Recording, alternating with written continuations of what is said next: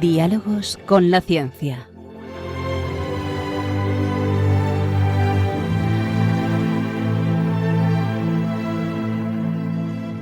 Dirigido por Javier Ángel Ramírez.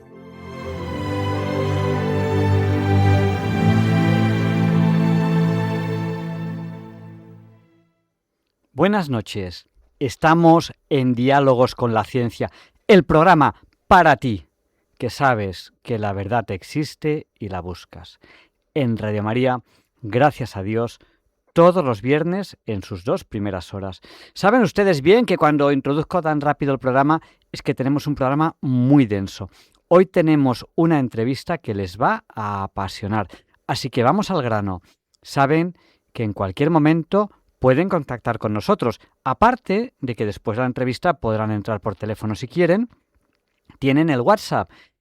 El WhatsApp de Diálogos con la Ciencia es el del 8. Recuerden que 8 por 8 es 64. Nuestro WhatsApp es el 64 9 8 8 8 8 7 1. Se lo repetimos por si no tenían a mano papel o bolígrafo. 64 9 8 8 8 8 7 1. Muchas personas nos están saludando ya a través del WhatsApp. Carolina, de Madrid. Tomás, de Plasencia, bienvenido, de Vilaseca. Brian, Mónica, Aaron y Connor, que están en Londres. También tenemos a María del Pilar, que está en Murcia, a Fernando, que está en Guadalajara, Gustavo, de Oviedo, José, de Vigo, Teresa, de Valencia, Chimita, de Madrid, Antonio, de Vilafranca de los Barros, Juan Antonio, Raúl, de Santander, Fernando, también de Santander, Josefina, no sé dónde estás, Josefina, abrazo fuerte, Inma, de Zaragoza, Vicente, de Mataró, Emilia, de Alicante, Pedro, de Alcalá de Henares, Pepita y Vega, que están en Turis. Saludo y nos piden que saludemos a alguien, pero bueno, también les saludamos. Rosario, que está en Sevilla, Javier, de Vigo, Rosa, de La Rioja, Josefina, de Ponferrada, José María, a ver, José María, ¿dónde estás? Como tengo aquí tanta información en la pantalla, pues a veces me cuesta un poco leerlo. Me envían muchos emoticonos, pero no sé dónde estás. Antonio, de Casariche, Carmen y Pepe, de Santander, María, que está, no sé dónde estás, de Arroyo de la Luz, ¿puede ser? Juan José, que está en Guadalajara, Charo, de Las Arenas, Doris, de Zaragoza, María Dolores, de Madrid, Paco, de Herrera de los Navarros, Ana y Rafa, de Grazalema, Carmen, de Valencia, Ana María, de Segur de Calafell, Miguel, de Jerez de la Frontera, Rafael, del Puerto de Santa María, Luis, de Zamora, Silvia, que está en Salamanca, Luis, que está en Sevilla, Fernando, que está en Valencia, Manuel, de Córdoba, Charo, de Algeciras, Rodrigo, de Miranda de Ebro, Giovanna, de Quito, Ecuador. Abrazo fuerte al otro lugar del océano. Hoy hablaremos de la Escuela de Salamanca, que esa historia te va a gustar. Lola, de Málaga, María, que está en Ciudad Real, César Augusto, Santa Cruz de Quiche, Albert, de Cerdañola, Chema, de Málaga, Plácida, de Grazalema, Inés, de Valladolid, José Carlos, que está en Cazorla, creo, Esther, que está en La Palma, Fidel, de Gijón, Genaro y Pilar, que están en Salamanca, Carmen, de Alcalá de Henares, Pedro y Maite, de Nules, María Jesús, de Las Pedroñeras, Concha, de Murcia, María José, de Granada. Saluda a Mónica, que está en Guadalajara, bueno, o en Madrid, no estoy muy seguro ahora mismo dónde está. Natita, de León, David, de Aestrada, Pilar, de Salamanca. Buenas noches, Chus, de León, nos saluda. Isabel, también de León. Maribel, de Cartagena. Sara, también de Cartagena. Cecilia, de Zaragoza. José Ramón, de Logroño. Pilar, de Coria. Abrazo fuerte. Neri, de Madrid. Igor, de San Sebastián. Y sin más dilación, vamos a la entrevista de la semana, aunque aún no sea la hora bon, porque hoy tenemos muchísimas cosas que contarles.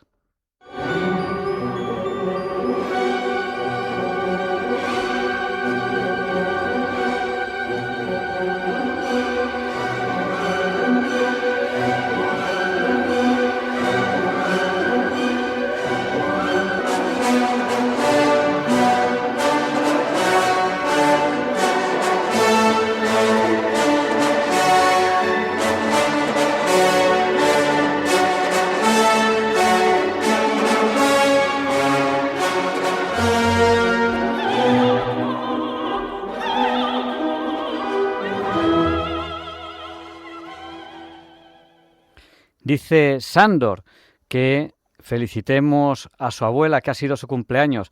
Claro, Sándor, tú tienes tarjeta platino y además tu abuela es mi madre, así que felicidades, mamá. Hoy entrevistamos a Óscar Molina. Él es comandante de líneas aéreas, licenciado en Derecho, amante de la historia y tiene un podcast sobre historia de España muy interesante. Lo pueden buscar en internet poniendo podcast Óscar Molina.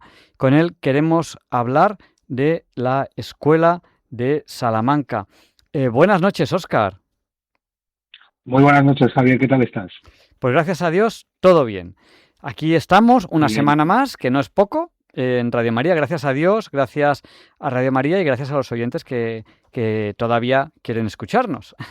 Después de más de 1000 programas. Sí, y saludos a los oyentes también, por supuesto. Sí, hay muchísimos más de los que hemos podido saludar, pero es lo que nos da tiempo, sí, un poco al empezar el programa. Ya es la hora bon, ya son las 007. Bueno, sí. Óscar, ¿a qué llamamos Escuela de Salamanca? ¿De qué va esto de la Escuela de Salamanca? Bueno, a ver, la Escuela de Salamanca es un término un poco genérico, ¿no? En realidad de lo que estamos hablando es de una edad de oro del pensamiento español, siglos XVI y XVII.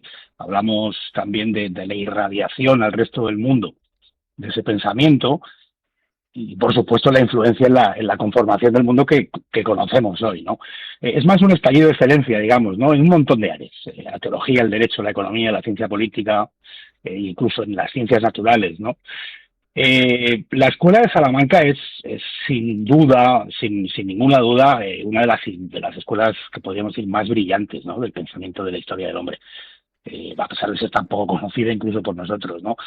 La más influyente quizá de los últimos 5 siglos y desde luego sí que te puedo decir que es la única que puede mostrar pues un conjunto, un elenco, ¿no? De pensadores y de producción intelectual en distintos campos de saber, ¿no? Tanta gente sabiendo de tantas cosas.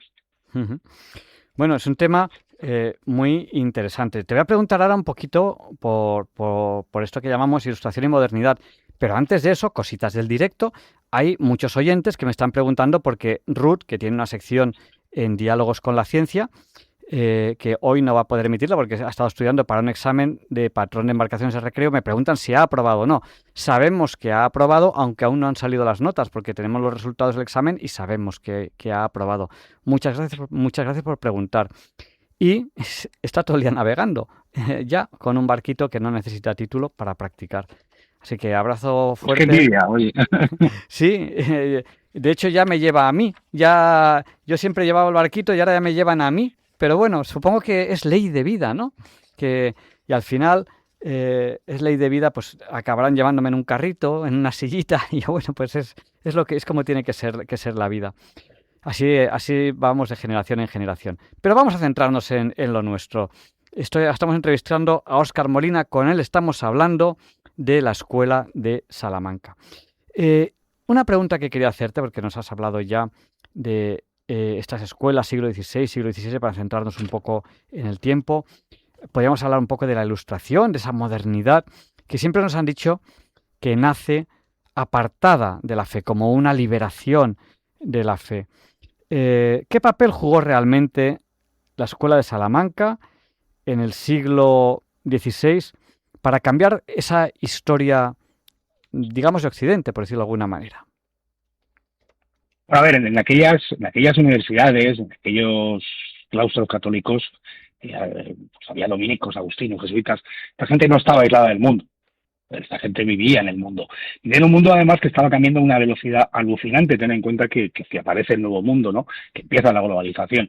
Y lo que van a hacer es aplicar la teología, ¿no? Su visión del hombre y de la razón, porque hablamos de escolástica, ¿no? Hablamos de pensamiento que hunde sus razones en el tomismo, ¿no? En Santo Tomás, para crear, entre otras cosas, pues el derecho internacional, para crear la ciencia económica, para hablarnos de los límites del poder político. O sea, a ver, la modernidad no nace contra la fe, la modernidad, en cierto modo, y muy especialmente en Salamanca, nace desde la fe. Ocurre que, bueno, tenemos esa leyenda, ¿no?, que es la Iglesia la que, fundamentalmente, es la de la Iglesia Católica como contraria al avance, ¿no?, de las ciencias, pero estamos hablando de una universidad católica en la que se hablaba de derechos, se hablaba de ciencias, se hablaba de filosofía, de economía, de astronomía, etcétera, ¿no?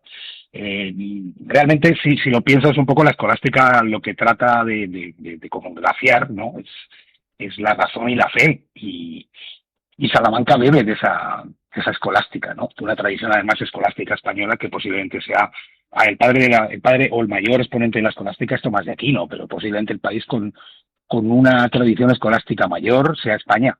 Empezando desde, pues no sé, desde Isidoro Sevilla, que es un curso previo, pasando por Ramón Llull, pasando por Raimundo y Peñafort, y de ahí a la escuela de Salamanca, ¿no?, el padre Vitoria. O sea que no, es más una idea que nos han ido vendiendo, pero ya te digo, la modernidad también nace desde la fe. Cuando has hablado, pues esta, digamos, explosión de conocimiento nuevo, me suena cuando ahora hablamos, es que esto va muy rápido, la mecánica cuántica, la inteligencia artificial, esto va muy rápido, pues a lo mejor ahí también notaban esa explosión, que era distinta en ese momento, pero que se ha producido varias veces, ¿no?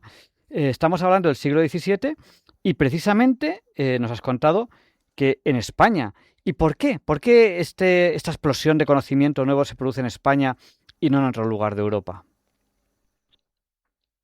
Bueno, yo creo que las cosas no nacen, ¿cómo te diría? Las cosas no nacen como nace un champiñón, ¿no?, después de la lluvia. Casi todo tiene una razón. Te acabo de hablar de la enorme tradición escolástica española.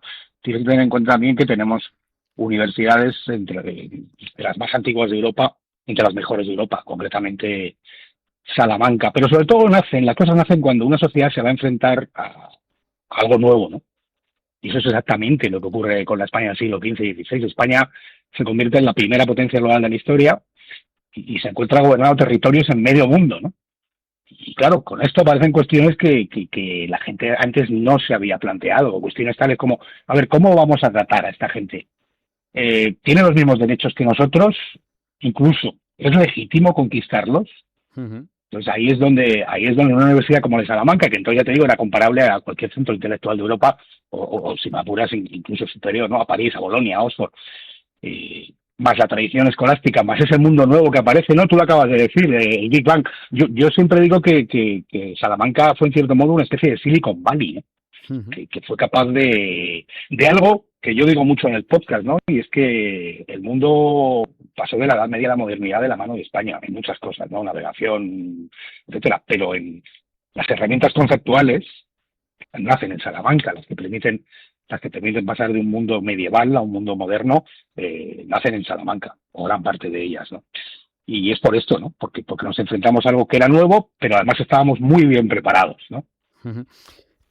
Has hablado, por ejemplo, de preguntas como ¿es legítimo conquistar? ¿Es legítimo? O sea, son tan personas como nosotros. Esas son preguntas un poco filosóficas. Hay que tener en cuenta que estamos hablando del siglo XVI, siglo XVII, donde, bueno, no hay los conocimientos científicos que tenemos ahora. Son dudas razonables.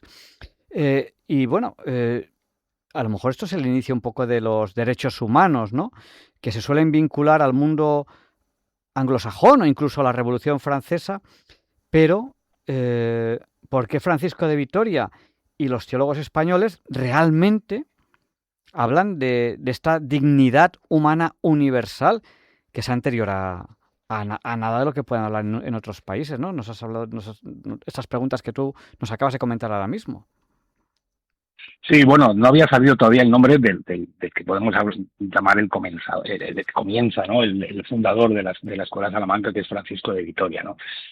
Francisco de Vitoria va a situar la dignidad humana como el centro de todo, ¿vale? Entonces, cuando se descubre América, pues Vitoria va a venir a decirnos que los indígenas por el hecho de no ser cristianos o por tener otra cultura, no pierden sus derechos porque Vitoria piensa que los seres humanos estamos creados a imagen y semejanza de Dios, estamos dotados de razón y dotados de algo que es una idea potentísima del siglo XVI, XVII español, que es el libre albedrío, ¿no?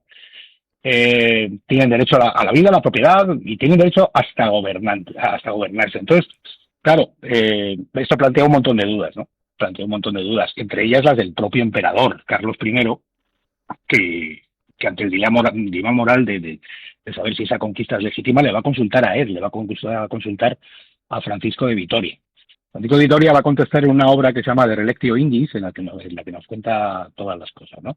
Que el ser humano tiene una dignidad, digamos, de nacimiento, porque está hecho imagen y semejanza de Dios. Por lo tanto, tiene derecho a autogobernarse y necesitamos, para hacer legítima la conquista, necesitamos unos justos títulos, ¿no? Eso sí que sería ya un poco largo de hablar, pero lo que sí que nos da una idea esto es de que aquí aparece la comunidad universal. Uh-huh. Es decir, aquí aparece el derecho internacional, el llamado derecho de gentes, ¿no? Generalmente se habla del holandés Grocio como el creador del derecho internacional, pero realmente Grocio se va a inspirar en las ideas de Vitoria, se va a inspirar en su comunidad humana universal. Uh-huh.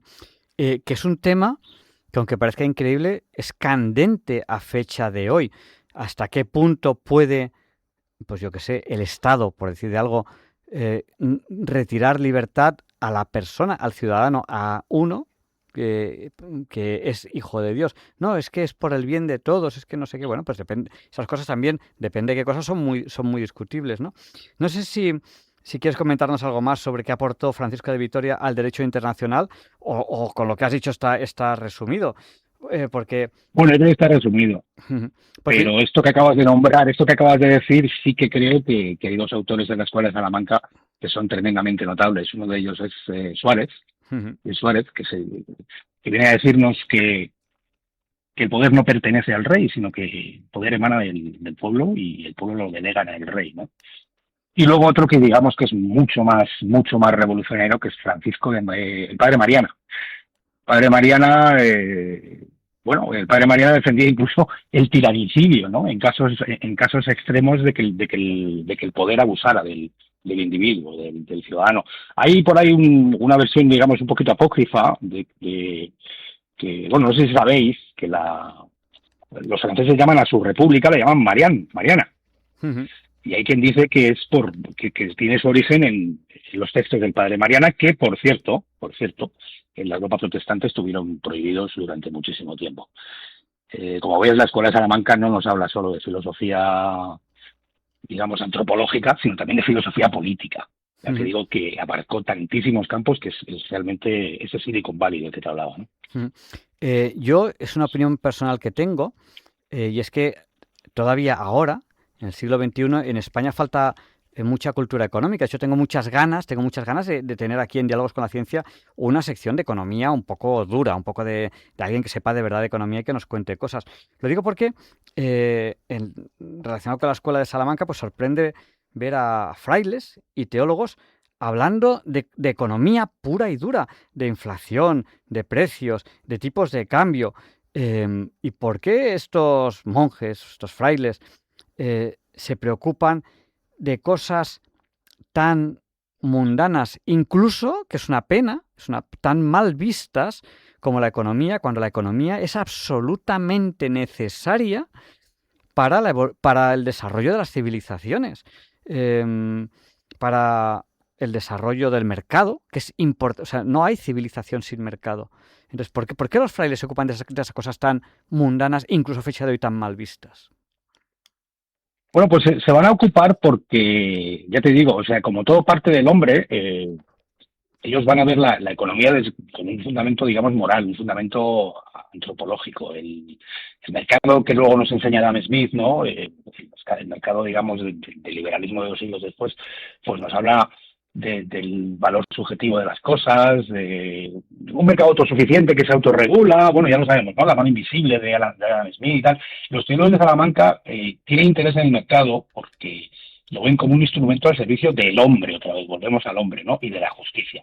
Por eso hablan de que la economía tiene unos límites éticos y que tiene que estar orientada al bien común. Hay un premio Nobel de Economía, Hayek, que dijo en su día que los principios de la economía moderna no nacieron de protestantes y calvinistas como, bueno, pues como sabemos, ¿no? Adam Smith, David Ricardo, sino que nacían de la escolástica española de Salamanca. Y podemos poner un montón de ejemplos, si quieres hablamos de ellos.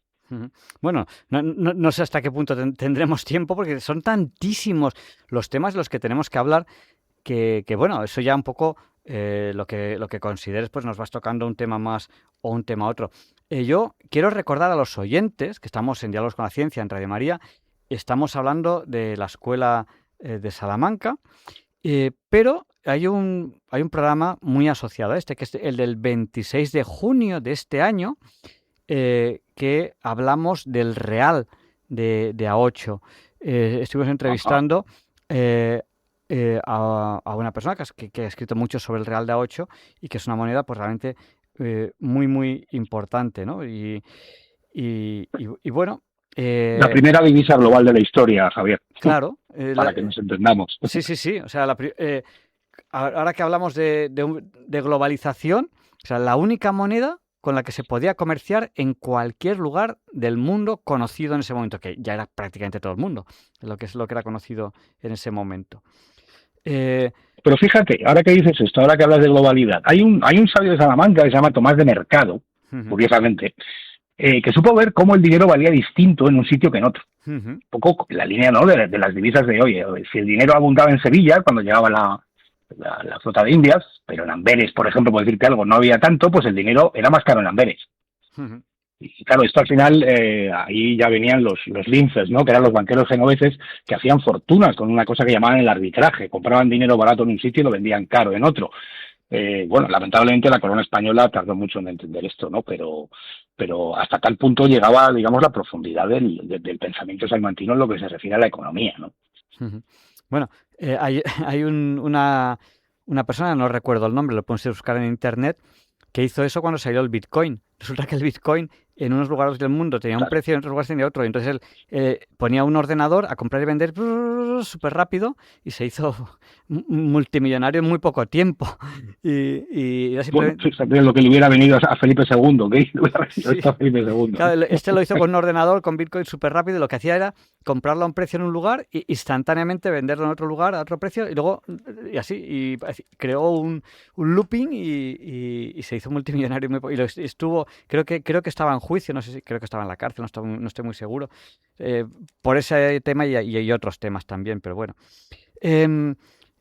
Hablando de economía y hablando de moneda, Martín de Azpilcueta habla de los abusos de poder con la moneda, también habla de inflación y todos esos temas que nos presenta, estamos hablando del siglo XVI y XVII, son muy actuales. Si cuando uno los lee, dice, ahí va, yo veo un vídeo de YouTube o leo un libro actual de economía y es que me está contando lo mismo. ¿Qué podemos decir a ese respecto, a esas enseñanzas de Martín de Azpilcueta? Bueno, pues fíjate, estamos hablando del año 1556. Y ahí es cuando Martín de Azpilcueta va a formular la que llama la teoría cuantitativa del dinero.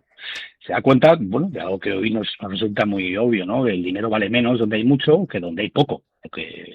Lo que te comentaba antes, que decía también Tomás de Mercado. Se da cuenta que la abundancia de dinero lo que hacía era al final bajar el valor de ese dinero. O sea, nos explica con claridad un fenómeno que todos conocemos y que tú le has puesto nombre hace un momento, que es la inflación. ¿Vale? Respecto a eso otro que has dicho, es curioso también que Juan de Mariana, el que te comentaba antes, ¿no? El del nombre, presunto nombre de la Revolución Francesa, de la República Francesa, Juan de Mariana daba una advertencia que creo que hoy también nos resulta muy familiar, ¿no? Decía que si un rey devaluaba la moneda de una manera artificial, lo que estaba haciendo era quitando poder adquisitivo a sus ciudadanos sin su consentimiento. O sea, lo que decía Juan de Mariana, tajantemente además, era que devaluar la moneda era robar a la gente, robar al pueblo. Cosa que aquí se hace todos los años. y no pasa nada. Y estos todos los años se devalúa no solamente el euro, el dólar, todas las monedas del mundo se devalúan y aquí no pasa nada. Es decir, todos, No, claro, claro, se imprime dinero, ¿no? sí, se imprime dinero o como el dinero ya es digital, ya ni siquiera se imprime, Sí, bueno, correcto, Ujú. correcto, Bueno, correcto. y todas estas ideas de economía que son valiosísimas, o sea, yo lo repito, estoy buscando a alguien que tenga una sección de economía porque de verdad en España tenemos mucha incultura económica como norma general y es importantísimo la ciencia de la economía que realmente, y yo insisto, sin ella no evolucionan las civilizaciones, o sea, sin mercado no hay evolución de las civilizaciones. Eh, pues todas estas ideas que provienen de la escuela de Salamanca tienen otra vertiente en otros lugares del mundo, en el mundo protestante, por ejemplo, con Adam Smith. ¿Qué semejanzas, qué diferencias, qué relación hay entre estas teorías y las otras de Adam Smith, el mundo protestante, etcétera? Bueno, pues te lo he comentado hace un momento, realmente la visión protestante del mercado es mucho más esa visión de un organismo vivo prácticamente, ¿no? Que se regula a sí mismo, que es autosuficiente y que está basado en el interés individual. Mientras que el teólogo de Salamanca lo que defiende es que el mercado existe, pero está al servicio del hombre Ujú. y de la justicia. La economía tiene que tener unos límites éticos, tiene que estar orientada a, bueno, pues al bien de todos, ¿no? Por ejemplo, hablaban contra los monopolios, Ujú. hablaban de el precio justo. Por ejemplo, Claro Sarabia, que es un concepto muy actual, lo del precio justo, y sin embargo proviene de ahí. el precio justo.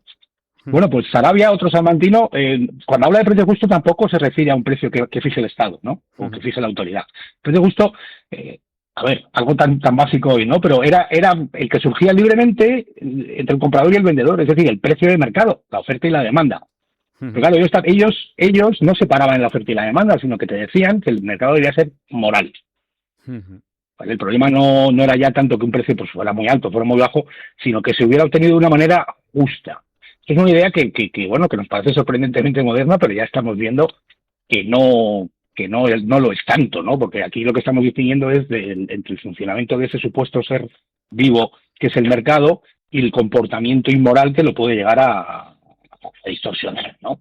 A distorsionar. Tenemos que entender también un poco cuál es la diferencia entre la filosofía, digamos, luterana o protestante y la católica, ¿no? El protestante cree en la predestinación y el protestante piensa que la acumulación de riqueza es un signo de predestinación, ¿no? Mientras que nosotros los católicos, y esto entronca también con la escuela de Salamanca, creemos más en el libre albedrío. Ujú. Entonces, bueno, por ahí se entienden muchas cosas, ¿no? Ujú. Muchas cosas. O sea, la cosa no está tan centrada en el hombre. El mercado que va a desarrollar 2 siglos después a Smith y compañía no está tan centrado en el hombre porque se entiende que hay un toque divino en él, ¿no? Ujú. Y volviendo un poco, O o sea, cuasi divino, ¿no? sí, ujú. Y volviendo un poco a muchos temas que toca la Escuela de Salamanca, vamos a hablar un poco de la ciencia en general. Incluso hoy hay mucha gente que cree que la Iglesia persigue a la ciencia, ¿no? Y cosa que, bueno, pues aquí en Diálogos con la Ciencia constantemente estamos demostrando que eso no es cierto. Y bueno, pues se piensa que en aquella época se obligaba a estudiar a Copérnico en la escuela de Salamanca y, y- y que bueno, pues se obligaba pues a tener esos pensamientos que eran anticientíficos con el calendario gregoriano, la hora del mundo, que la Iglesia era enemiga de la ciencia. ¿Qué nos enseña la escuela de Salamanca sobre esto? ¿Esto era así? ¿O es algo que nos hemos inventado después porque queremos poner que todo lo español y toda la iglesia es todo malo? Bueno, yo eso es lo que digo siempre, no ese es el documental de Netflix. Mm. Ese es un documental que nos cuenta, pero eso no es así. O sea, los pensadores de la escuela, para ellos no había un conflicto entre la fe y la ciencia. Ellos pensaban que el universo había sido diseñado por un Dios que se podía calificar de alguna manera como racional. Entonces, investigar la naturaleza, yo qué sé, o medir el movimiento de los cuerpos, no era alejarse de Dios, sino al final era una forma, pues de tratar de entender o de admirar la lógica y comprender esa Ujú. obra, ¿no? Ya te he dicho antes, la fe y la razón para ellos eran dos maneras de llegar a la verdad, ¿no? Y ahí sí tienes, pues, por ejemplo, quizá el más llamativo sea Domingo de Soto. Domingo de Soto es el primero que nos cuenta que un cuerpo en caída libre sufre una aceleración constante. Creo que eso nos suena a todos, ¿no? Ujú.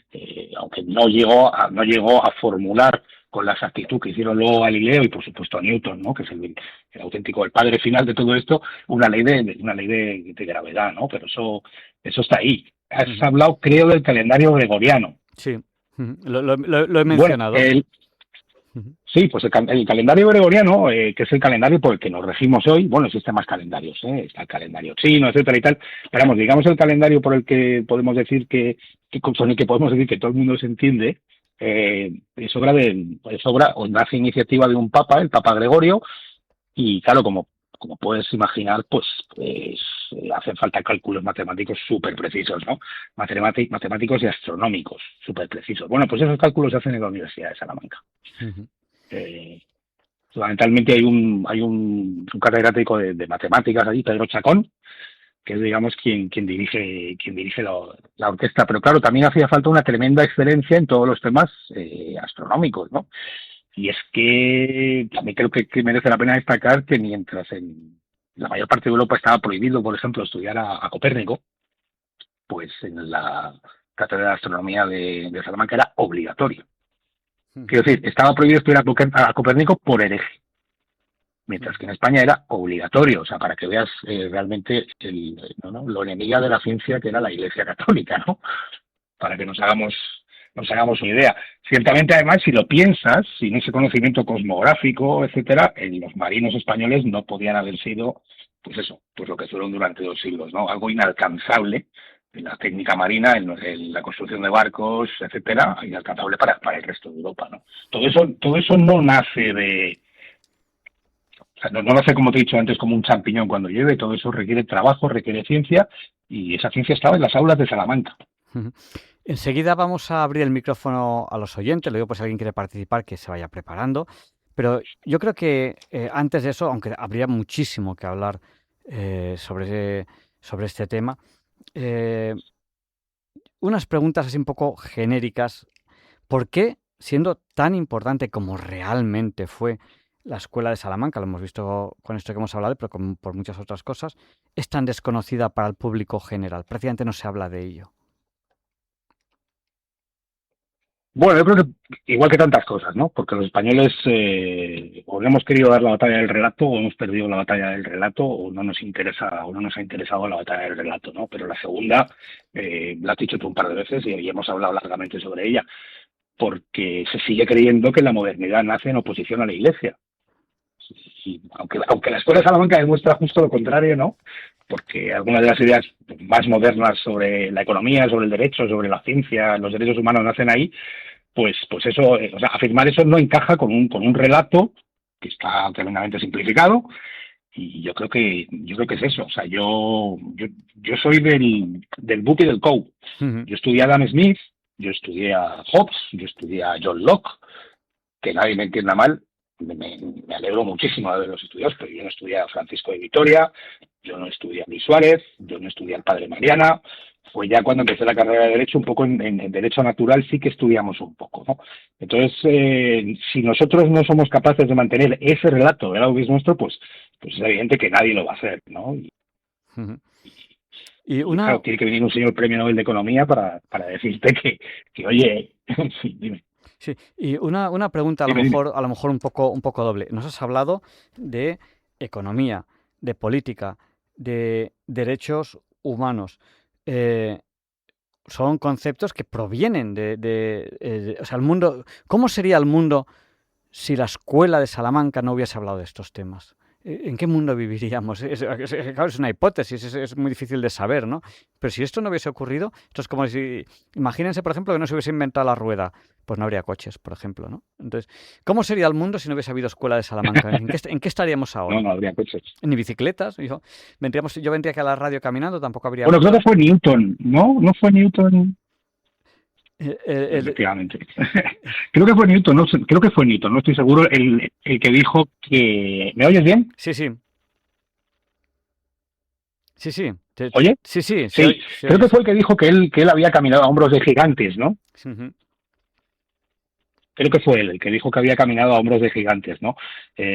Bueno, yo creo que la gente de Salamanca fueron uno de esos gigantes. Obviamente Occidente yo pienso que habría llegado a algunas ideas fundamentales, pero sin duda habría llegado más tarde, ¿no? Porque es la escuela de Salamanca la que de una manera pues pluridisciplinar, ¿no? Y sistemática formula todas estas cosas, la que formula que todos los seres humanos poseen la misma dignidad, que el poder del rey tiene límites, que existe un derecho de todos que está por encima de ese poder, que la economía obedece a leyes, ¿no?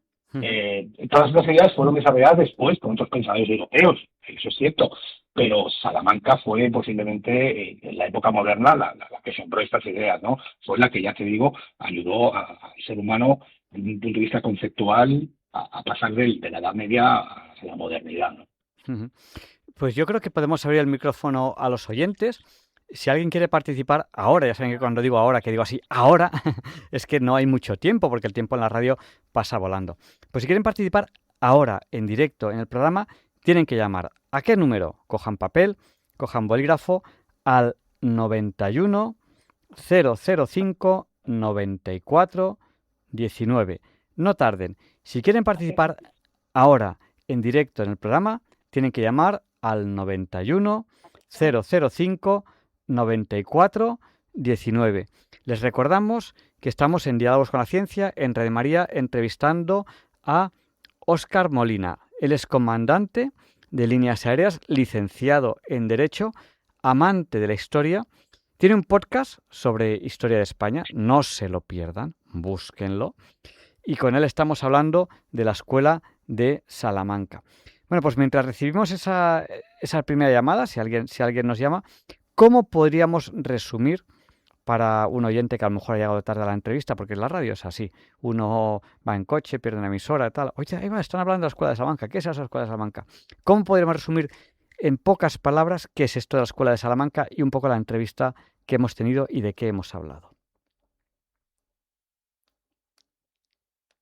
Bueno, la Escuela de Salamanca es una de las escuelas de pensamiento más grandes de la historia del hombre, que abarca multitud de disciplinas, ya te digo, filosofía, economía, ciencia, derecho, que nace en España aproximadamente a principios del siglo XVI y que ha tenido una tremenda influencia en el pensamiento y bueno, incluso en el paso, ya te digo, de una era de la humanidad a otra, ¿no? Eso es la Escuela de Salamanca.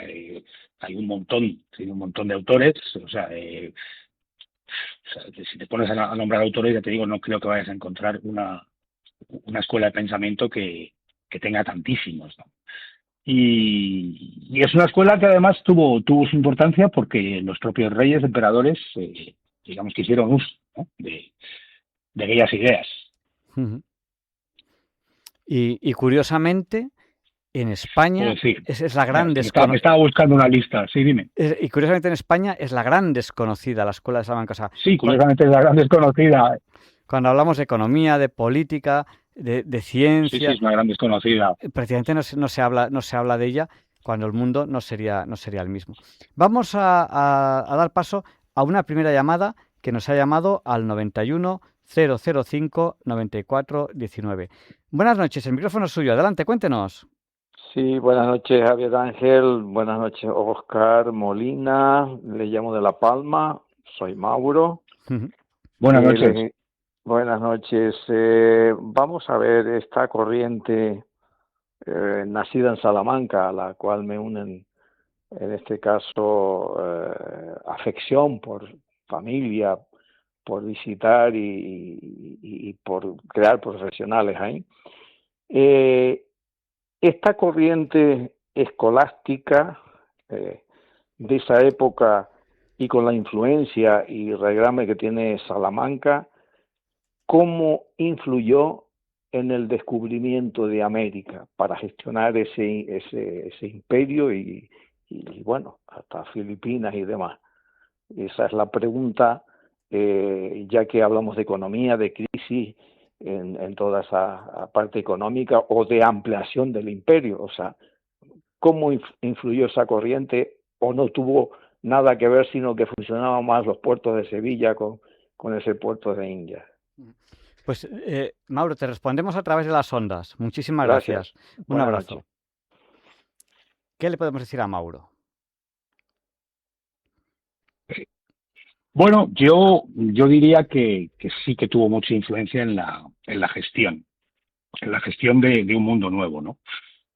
Como os he comentado antes, el- la Escuela de Salamanca se va a preguntar ese otro que acaba de aparecer, ¿no? El indio, cómo es ese otro cómo vamos a tratar a ese otro, cómo vamos a relacionarnos con ese otro. Eh, cuando comienza, digamos, la población de América, la población por parte de los europeos, de los españoles, se alzan algunas voces contra ciertos abusos, ¿no? Que había, sobre todo, en aquella institución llamada la encomienda. Es famoso el discurso del padre Montesinos, o es muy famosa la obra de Bartolomé de las Casas, ¿no? ¿Esto qué lleva? Esto lleva a que el emperador se plantee si la conquista es legítima o no, y pare la conquista. Es poca gente que lo sabe, pero Carlos I ordena que se pare esa conquista, y lo que va a buscar es una legitimidad moral.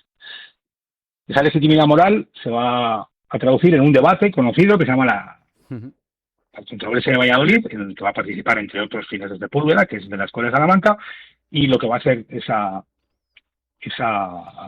ese debate es, al final, autoauditar. Es decir, la Escuela de Salamanca va a ser el instrumento por el cual la monarquía hispánica se va a autoauditar, se va a autolegitimar para continuar la conquista de América. Pues vamos. Y evidentemente de ahí, de todo este pensamiento, de todo este corpus filosófico, nacen las leyes de Indias.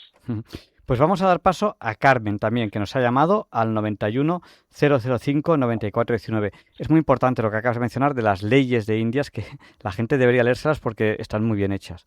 Y parece increíble que en aquella época se redacten leyes tan justas y tan bien hechas como esas. Adelante, Carmen, el micrófono es suyo. Hola, buenas noches a los dos.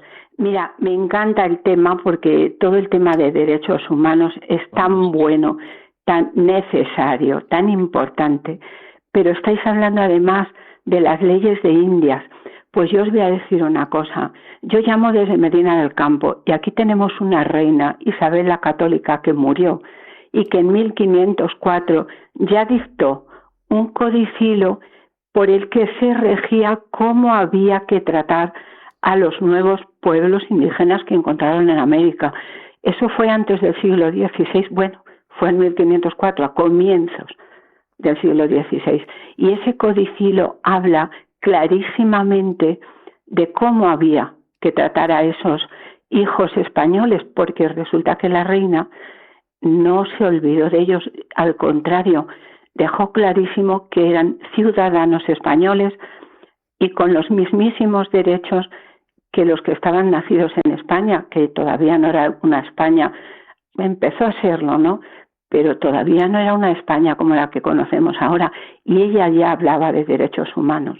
Y creo que eso hay que no solo hablar de ello, sino es que no solo va en contra de toda la leyenda negra que tenemos sobre la colonización española, es que hay que decirlo, repetirlo y tenerlo en cuenta siempre. Aquí se habló de derechos humanos antes que en muchos sitios, mucho antes, por una gran reina que es mundialmente conocida y que desde luego fue muy avanzada, primero porque era mujer y no era fácil, pero no solo eso, es que era muy avanzada en su vista del futuro, en su mirada al futuro, con aquellos hijos españoles que eran iguales que nosotros ahora mismo y que parece ser que hemos tratado muy mal y bueno, pues no.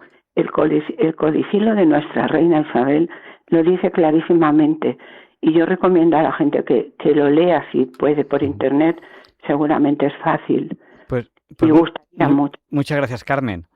Gracias a vosotros, es un programa estupendo. Muchas gracias, abrazo fuerte, buenas noches. Buenas noches. Y yo creo que si conociésemos... Carmen, lo que dice Carmen es absolutamente cierto, sí. Y yo creo que si conociésemos un poquito más la historia, no nos echaríamos tantas piedras a nuestro tejado y y estaríamos más orgullosos de la historia de España y habría menos independentismo. No, yo no quiero ser español porque los españoles son muy malos. Pues no somos muy malos. A lo largo de la historia, nuestros bisabuelos eran buena gente. Tenemos que terminar ya la entrevista. ¿Con qué idea crees que deberíamos terminar para dejar una idea final en esta entrevista, Óscar? Bueno, pues yo me quedo con las ideas del padre Vittoria, ¿no? Que son tan actuales, que el ser humano tiene una dignidad porque está hecho imagen y semejanza de Dios, una dignidad que tiene al nacer, nazca donde nazca, hable la lengua que hable, profese la religión que profese, y que además es libre. Y creo que, no sé, creo que es enorme, ¿no? Que es un pensamiento de gigante que nos parece tan obvio, ¿no? Pero que en el siglo XVI, pues aquello fue, pues realmente supuso al final una revolución. Hay un autor que se llama Jean Dumont, un autor francés, que le llama todo esto directamente, ¿no? En el título de su libro, El amanecer de los derechos humanos. Pues muchísimas gracias, Óscar. Y para aquel oyente que haya llegado un poquito tarde, pues mañana estará ya esta entrevista colocada en el podcast de Diálogos con la Ciencia. No se la pierdan y yo creo que es una entrevista que tenemos que recomendar a nuestros amigos porque es tan desconocida la Escuela de Salamanca y tan importante en la historia, no de España, en la historia del mundo, que es algo que todo el mundo debería conocer. Y aquí, bueno, pues en este ratito que hemos tenido hemos intentado explicar un poquito por qué esa importancia. Muchísimas gracias, Óscar, y buenas noches. Bueno, muchísimas gracias a vosotros, muchas gracias a Radio María, que además soy oyente, y nada, pues aquí estoy para lo que queráis y cuando queráis. Ha sido un verdadero placer. Pues muchísimas gracias. Y a continuación, los papeles de Feliciano nos hablan de Beethoven. ¿Qué tal, Javier Ángel? Mira, en el mes de diciembre de 1770 nació el músico de todos los músicos. Así que, si te parece bien, vamos a hablar de Beethoven. ¡Chan, chan, chan, chan! Me parece muy bien.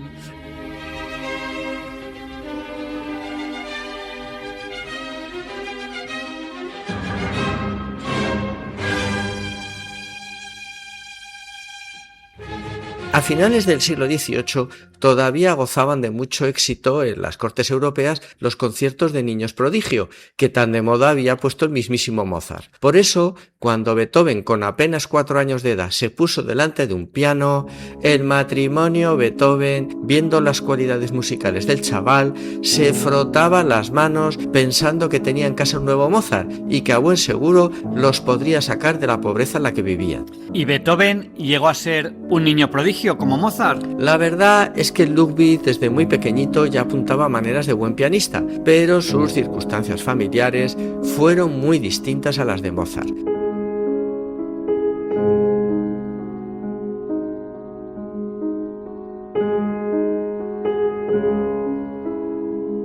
Si bien su padre también era músico, no tenía nada que ver con el metódico y disciplinado profesor don Leopoldo Mozart. Johann Beethoven era un borrachuzo indecente, un músico mediocre, que no seguía ningún método coherente de enseñanza con su hijo. A menudo lo maltrataba y le infligía castigos. Cuando llegaba borracho a casa a las 3 de la mañana, despertaba al pobre niño y lo ponía a tocar el piano. En fin, como dijo el mismísimo Beethoven, fue un milagro que aquellas lecciones dadas por un borracho a altas horas de la madrugada no acabaran con mi interés por la música. Tanto bebía su padre que cuando murió, el príncipe lector dijo: la muerte de Johann Beethoven supone una gran pérdida para el impuesto sobre el alcohol. Pobre Beethoven, por lo que cuentas, tuvo que pasar una infancia muy complicada. La verdad es que lo pasó mal. El niño Ludwig quería a sus padres con locura, pero estos no fueron capaces de ofrecerle ni una miaja de afecto. Cuando falleció su madre,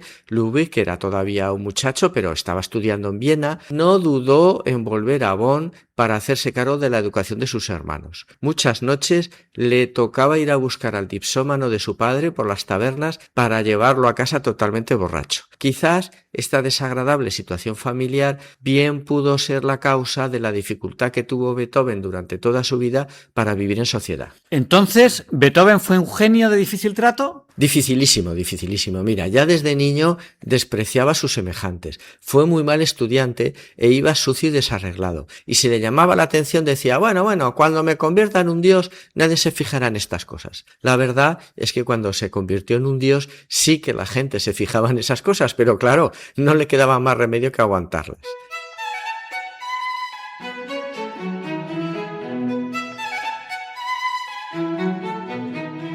De joven fue un mal estudiante que apenas sabía leer y escribir y que solo se interesaba por la música, pero también con sus profesores de música se portó muy mal. Haydn le llegó a decir, ¿para qué quiere que le dé clases si no le interesa nada de lo que yo le enseño? Y Beethoven le respondió, es que me interesa mucho conocer las reglas para luego poder romperlas. Su gran ilusión fue que Mozart le diera clase, pero bueno, el ajetreado Mozart, entre sus juergas, sus deudas, sus encargos, la verdad es que no le daba la vida como para encima dedicarse a la docencia. No obstante, Mozart le dio una audición a regañadientes, pues acababa de fallecer su padre, don Leopoldo, y el maestro pues no estaba pasando un buen momento. Pero bueno, al final aceptó. Beethoven contaba con 17 años y tocó una primera pieza, bueno, pues magistral, ¿no? Mozart pensó que, bueno, pues la traía muy ensayada y la verdad es que mientras que Beethoven tocaba no le hacían más mínimo caso. Ahí estaba con sus amigos, hablando, bebiendo, en fin. Pero cuando acabó ya la interpretación, le dijo, toma este tema e improvisa sobre él. Y en cuanto el joven Beethoven se puso manos a la obra, Mozart mandó callar a los amigos y les dijo a todos los presentes, escuchen y fíjense bien que este chico algún día será un genio. Un genio, sí, pero según cuentas, un genio totalmente insoportable. Un genio insoportable y con un carácter explosivo. El llorado divulgador musical Fernando Argenta hizo un curioso estudio sobre los continuos cambios de vivienda de Beethoven en Viena. Documenta 80 mudanzas durante los 40 años que vivió en la capital. Y ojo, en cada traslado, Beethoven llevaba a cuestas todo su ajuar, en el que se incluían 3 pianos. Cuando no reñía con los vecinos, reñía con los caseros. En muchas ocasiones eran sus propios vecinos quienes desesperados se organizaban para expulsarlo del edificio. En Viena, al principio estuvo bajo la protección del príncipe Linkowski, quien además de ofrecerle hogar y comida, le hacía espléndidos regalos. Pero a pesar de todo, Beethoven se portaba muy mal con él y se quejaba. Como en casa del príncipe se come a las 4, pretenden que esté en la mesa a las 3:30 y encima quieren que me aceite y que me ponga ropa limpia. A esto no hay quien lo aguante. Vaya carácter. Oye, ¿y el príncipe le aguantaba todas esas impertinencias? Pues le aguantó todas las impertinencias, hasta como suele pasar en estos casos, se hartó y un día pues lo echó del palacio a patadas. Piensa Javier Ángel que los grandes señores hasta esas fechas habían tratado a los músicos como una parte más del servicio, Incluso los vestían con libreas como a los lacayos. En tiempos de Beethoven todo eso ya había cambiado mucho y los músicos habían ascendido socialmente y se les consideraba artistas y habían pasado de ser criados pues a ser protegidos de lujo de la aristocracia. Los músicos sobrevivían gracias a los encargos y a la protección de príncipes y nobles, pero Beethoven, que era muy rebelde, se rebeló contra todo esto. Se apuntó con entusiasmo a la moda de la Revolución Francesa, vestía pantalones largos y no llevaba peluca. Se intentó emancipar de la nobleza organizando, con varios promotores musicales, un sistema pionero que le permitía vender sus conciertos en todas las capitales europeas a la vez, y a pesar del gran éxito que tuvo, los ingresos no le daban para salir adelante. Así que muy a su pesar, siguió necesitando el apoyo de los grandes mecenas. ¿Y cómo llevaba este genial Beethoven la situación tan controvertida de, por un lado, rebeldía y por otro lado, sumisión ante estas familias tan ricas y poderosas? Pues mal, con mucha impertinencia, mucha chulería, pero la realidad es que Beethoven siempre alternó con las más escogidas familias de la aristocracia y se sabe que en el fondo le hubiera gustado pertenecer a una de ellas. Incluso mantuvo algún que otro frère con señoritas de buena familia, en fin, de hecho, de joven hizo correr el rumor de que era hijo ilegítimo del rey de Prusia. Y también es verdad que era muy bien recibido, claro, por la alta sociedad, que perdonaba indulgentemente sus feos y sus salidas de tono, pues se le consideraba un genio. Bueno, pues si al fin y al cabo contaba con apoyo económico y social de la aristocracia, digo yo que tendría una vida fácil. La realidad es que a Beethoven no siempre le fueron bien las cosas. Mira, era muy desordenado en su vida privada y en sus finanzas. Mira, en una ocasión, en su cuarta casa en Viena, pues ahí recibió la visita de su amigo el violinista Karl Amenda, quien se encontró con un Beethoven muy abatido, muy abrumado, porque no podía pagar el alquiler. Amenda, que era un tipo práctico, le dictó un tema y le dijo: venga, compón variaciones sobre este tema y mientras yo voy a buscar al casero y vamos a ver cómo arreglamos todo.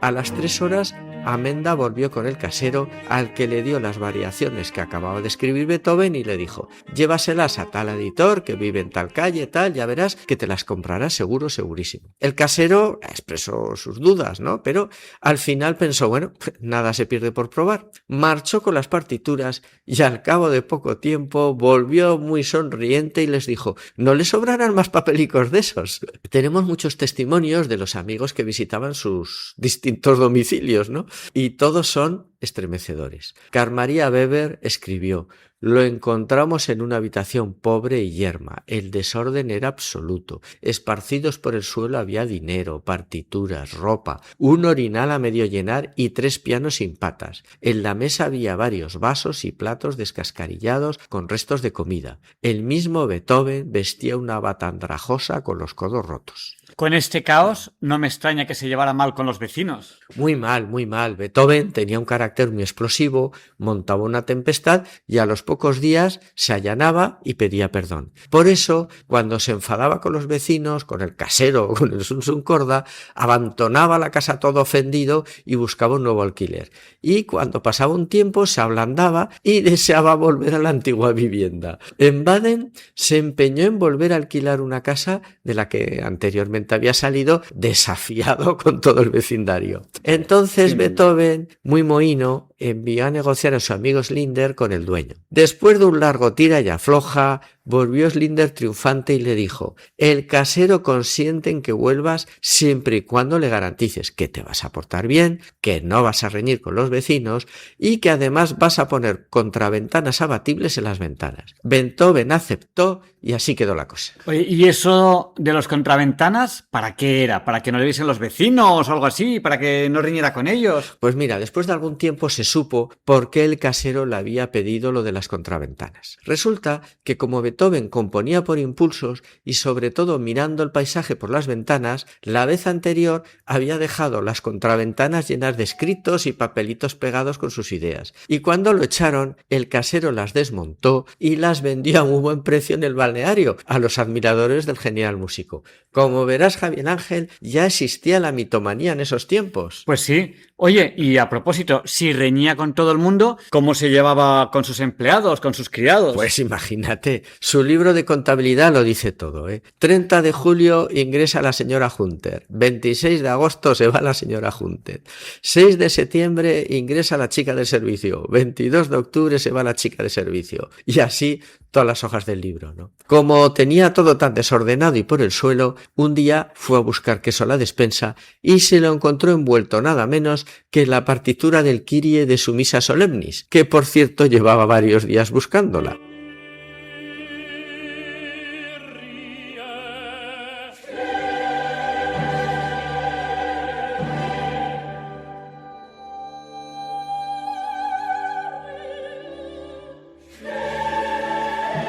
Empezó a abrir paquetes y vio otra partitura envolviendo la mantequilla. Puso el grito en el cielo y su cocinera le dijo: como he visto en el suelo estos papeles llenos de garabatos, pues he pensado que no servían para nada. Ni que decir tiene que esa noche Beethoven no cenó, pues había despedido a la cocinera. Todas estas cosas también influían en su música, porque era un tipo muy mezquino y los sábados por la mañana su cocinera, la señora Snaps, que era la única que lo aguantaba, le pedía el dinero para hacer la compra para toda la semana y como él ya sabía que los sábados por la mañana le tocaba abrir la cartera, lo que hacía era ponerse a tocar el piano mirando al teclado y se escudaba en su sordera para no escuchar nada. Entonces la señora Snaps se ponía adelante señalando el día en la hoja del calendario. Entonces Beethoven le decía, tiene que ser, y la famosa señora Snaps le respondía, ha de ser, ha de ser. Y esta discusión semanal le inspiró el cuarto movimiento de su cuarteto opus 135, titulado Tiene que ser, ha de ser.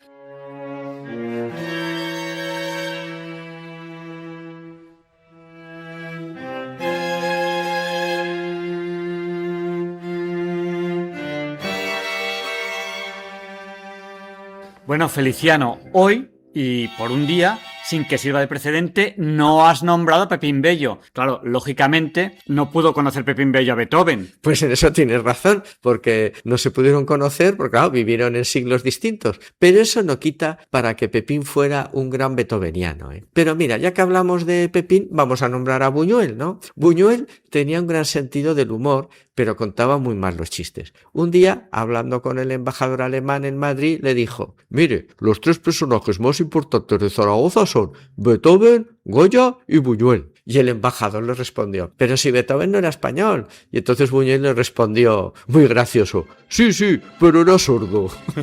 Muy bueno, los tres sordos de Zaragoza. Cuídate, Javier Ángel, que tú eres necesario mientras nosotros somos contingentes.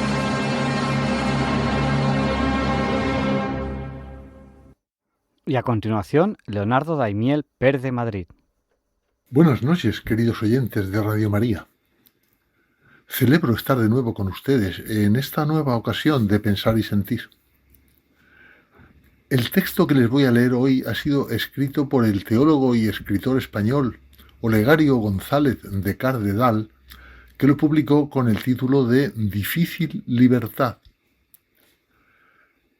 La palabra libertad tiene muchos sinónimos, pero para comprender mejor el significado al que se refiere en este texto, les diré tres antónimos, es decir, palabras que significan lo contrario de libertad, en el sentido con el que aquí se utiliza. Y estos tres antónimos son esclavitud, dependencia y servidumbre. Es a ese tipo de libertad a la que se refiere. Vivimos tiempos en los que la libertad con mayúscula está amenazada. Y Olegario González de Cardedal lo analiza así en este texto, del cual les leo ahora un amplio extracto, que dice así. Las personas nacemos para la libertad, pero esta debe ser descubierta y conquistada por cada uno. Es una tarea diaria, arriesgada y siempre amenazada. La sociedad y las instituciones serán su soporte y defensa si las personas son y permanecen libres. Pero esa libertad personal, ¿de dónde nace? ¿Y cómo perdura en el individuo? ¿Cuáles son las realidades, acciones y decisiones que la defienden y sostienen? La libertad es como el auriga que, subido en su cuadriga, marcha hacia la meta. Y 4 son los caballos que tienen que tirar de nuestra vida para que el carro de la libertad avance. Digamos en primer lugar que no hay libertad sin verdad. Una de las experiencias más acongojadoras de nuestra cultura es haber llegado a una situación que desiste de la verdad y se sitúa al margen de ella por considerarla superada. Y ahora, ¿cómo diferenciar apariencia y realidad? Voluntad de poder y voluntad de verdad. Todo nos viene encubierto por los poderes que nos ofrecen ideas o nos venden productos. Erguidos en los acantilados, contemplamos el ancho mar de la vida. Vemos las olas que vienen y vuelven, en juego y espuma, pero ignoramos cuáles son las corrientes profundas que levantan esas olas y cuáles los vientos que arrastran los vendavales. Ante este ocultamiento y sojuzgamiento de la verdad, no siempre tenemos los medios necesarios para descubrir hasta dónde llega lo falso y dónde comienza lo verdadero en lo que se nos ofrece o anuncia.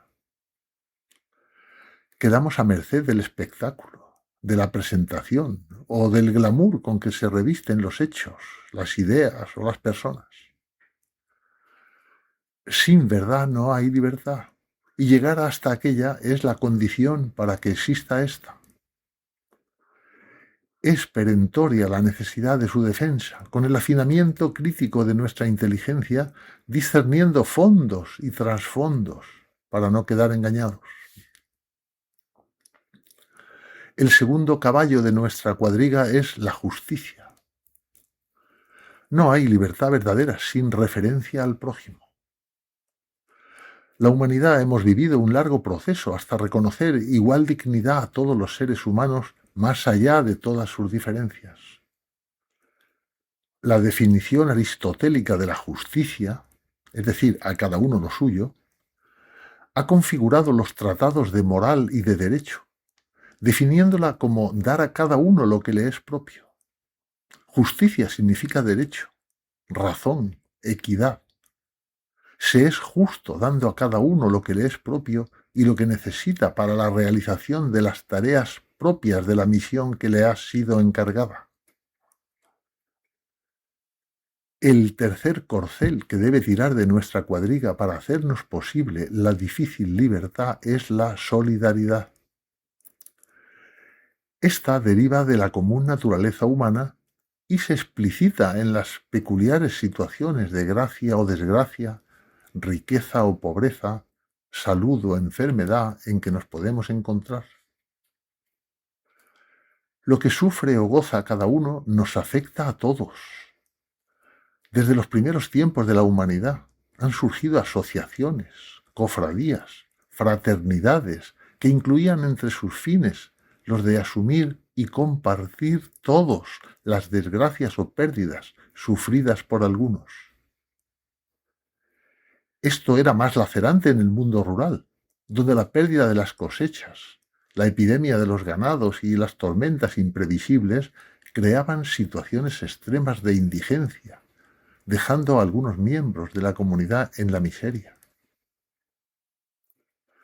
La idea de solidaridad es la traducción secular de lo que ha sido la comprensión bíblica, de que Dios es creador y Padre común de todos. Y nosotros somos hijos suyos, y como tales somos hermanos. Este es el fundamento de la fraternidad, y de ella deriva la solidaridad de destino entre todos los humanos. El ser humano, en una forma más o menos clara, se ha sabido siempre prójimo, hermano, aun cuando no se haya comportado como tal. Cercanía generadora a la vez de tensión y agresión, ya desde los protohermanos Caín y Abel. La solidaridad tiene su expresión máxima en la persona de Cristo, en quien Dios mismo ha asumido nuestro destino de mortales, de pecadores, y soportándolos, superarlos. Él, con su vida y muerte ejercidas en referencia a todas las personas, se ha convertido en el hermano proletario, solidario, universal, que no solo enseña solidaridad, sino que asume las consecuencias de unir su destino al nuestro.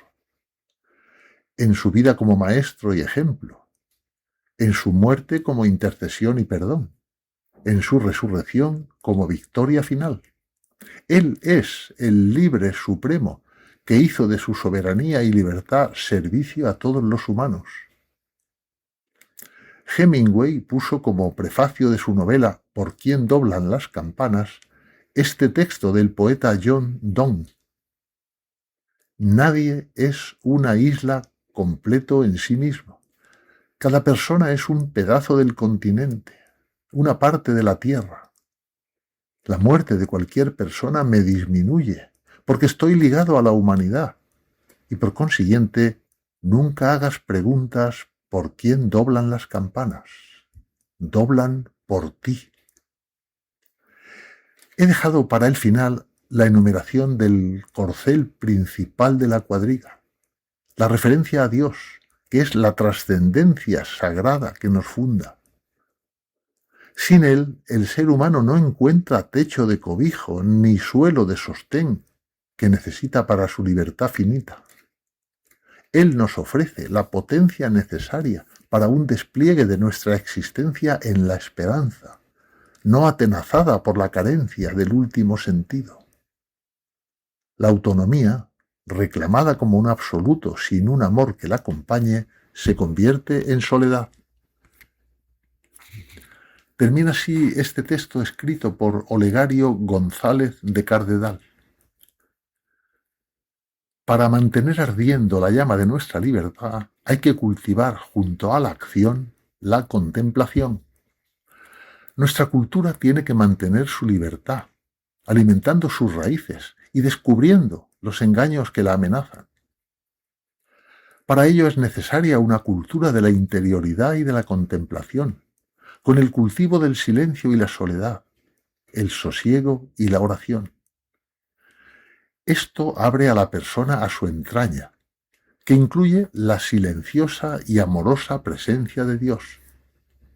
Desde ella se le iluminarán las preguntas que por sí sola no llega a responder y la soledad que por sí sola no puede superar.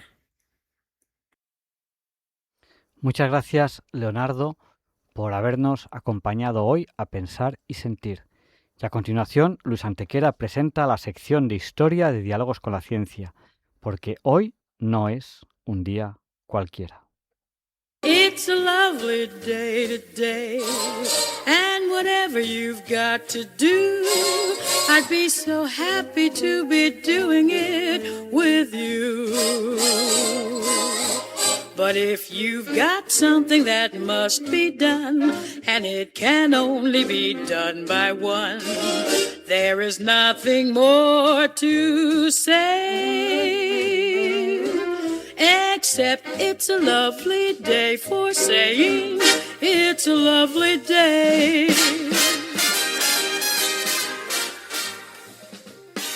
No, Javier Ángel, no, dilectos compañeros de Diálogos con la Ciencia, no, queridísimos oyentes de Radio María. Claro que no es un día cualquiera, ningún día es un día cualquiera, y este 24 de julio que nos disponemos a comenzar ahora mismo tampoco, porque en el año 1064 Fernando I de León arrebata al Islam la bella ciudad portuguesa de Coimbra, que va a convertir en capital del llamado entonces Condado Portocalense, y en la que nacerá, hijo de Enrique de Borgoña y de Teresa de León, Alfonso I, primer rey de Portugal, Afonso Henriques, según se le llama en portugués, que la convierte en 1131 en capital del ya Reino de Portugal, condición que dura hasta que en 1255 la capitalidad pase a Lisboa, donde se mantiene hasta el día de hoy.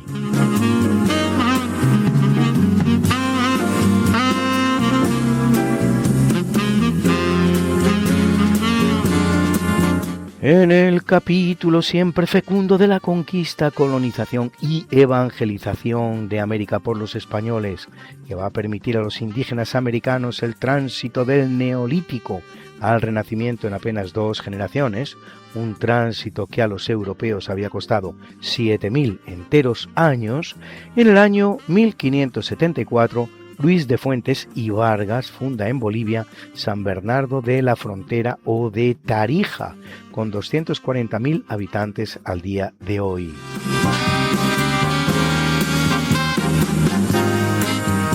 Pero es una fecha aciaga por lo que se refiere a la España americana, pues en 1810 se produce en Colombia el tempranísimo grito de independencia de Pamplona, según se lo llama.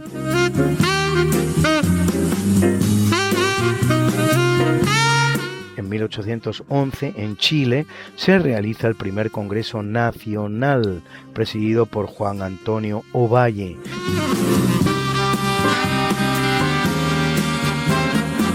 Y en 1824 se proclama la Constitución de las Provincias Unidas del Centro de América, de la que forman parte Guatemala, Honduras, Nicaragua, Costa Rica y Salvador.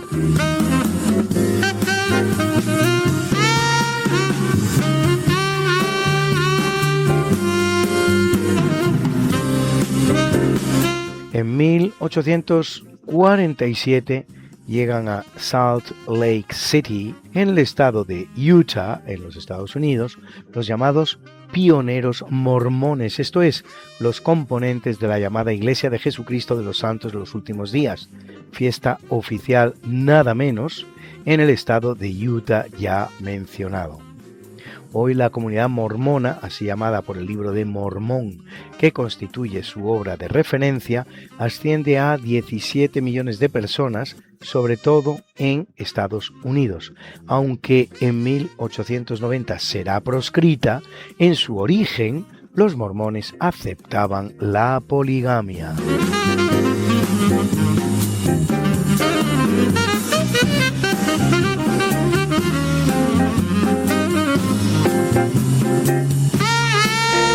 En el año 1895, el psicoanalista austríaco Sigmund Freud lleva a cabo la primera interpretación de un sueño, el que él mismo tiene y al que da el nombre de sueño de la inyección a Irma.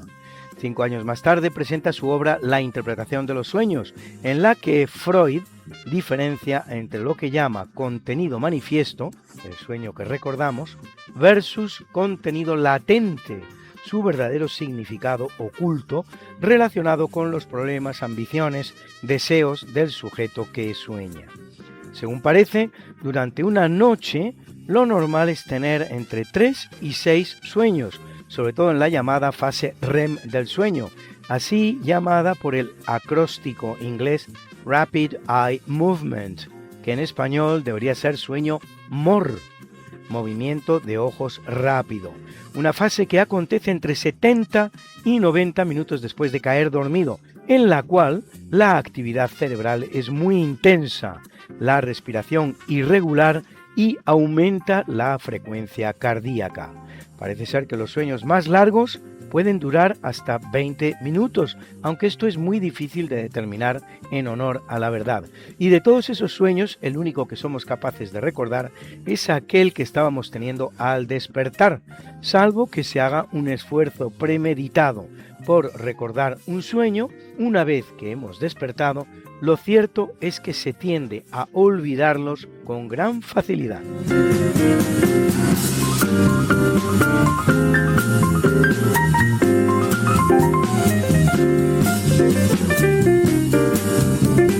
En el año 1928, bajo el gobierno de Chiang Kai-shek, en plena guerra civil entre los nacionalistas del propio Chiang Kai-shek y los comunistas de Mao Zedong, China adopta de manera oficial el sistema métrico decimal, readaptando incluso algunas medidas tradicionales a las medidas métricas, así por ejemplo el yin utilizado para expresar el peso. Lo cierto, sin embargo, es que las medidas chinas siguieron prevaleciendo en la vida cotidiana. No será hasta el año 1984 en que una nueva batería de leyes imponga el uso universal de aquellas derivadas del sistema métrico decimal.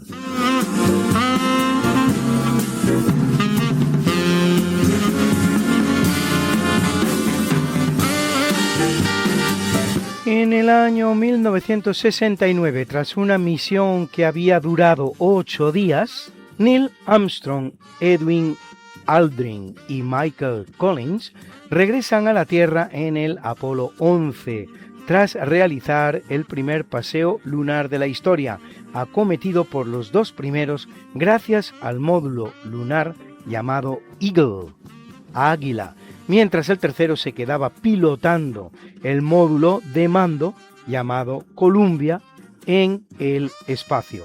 El retorno se hizo mediante amerizaje en pleno Océano Pacífico, en una zona absolutamente despoblada, unos 1.300 kilómetros al suroeste de las islas Hawái, siendo confinados los 3 después durante 21 días.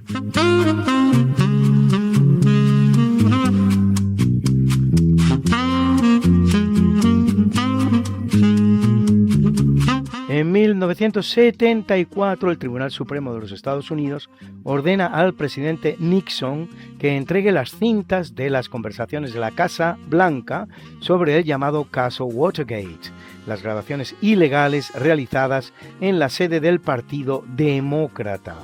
Nixon acabará dimitiendo antes de tener que pasar por el que habría sido el primer proceso de destitución o impeachment de la historia de la nación, un proceso por el que luego sí pasarán otros dos presidentes, Bill Clinton y Donald Trump. Sucede a Nixon su vicepresidente Gerald Ford, cuya primera acción oficial será precisamente indultar a Nixon.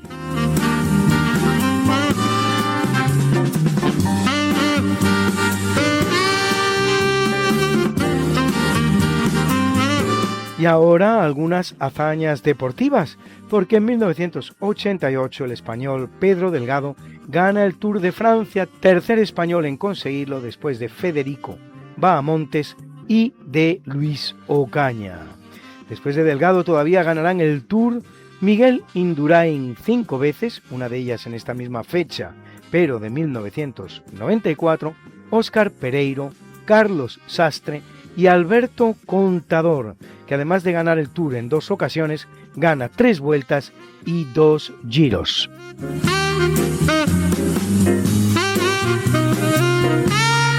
Y en 1999 debutan las hermanas Serena y Venus Williams en la Fed Cup de tenis.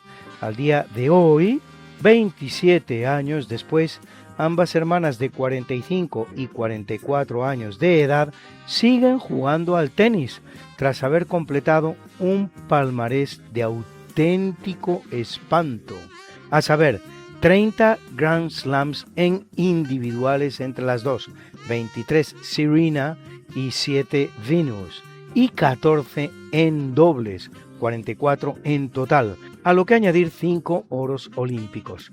Una auténtica monstruosidad.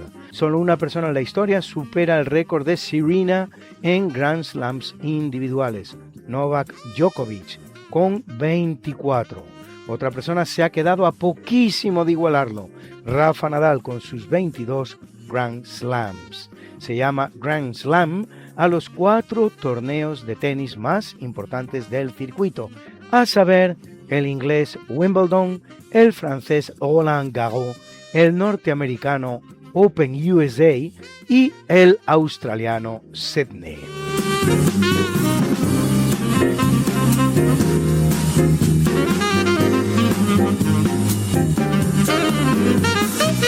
Corre el año de 1997, cuando científicos del Instituto Roslin de Edimburgo logran el nacimiento de la segunda oveja clónica de la historia, a la que se da el nombre de Molly.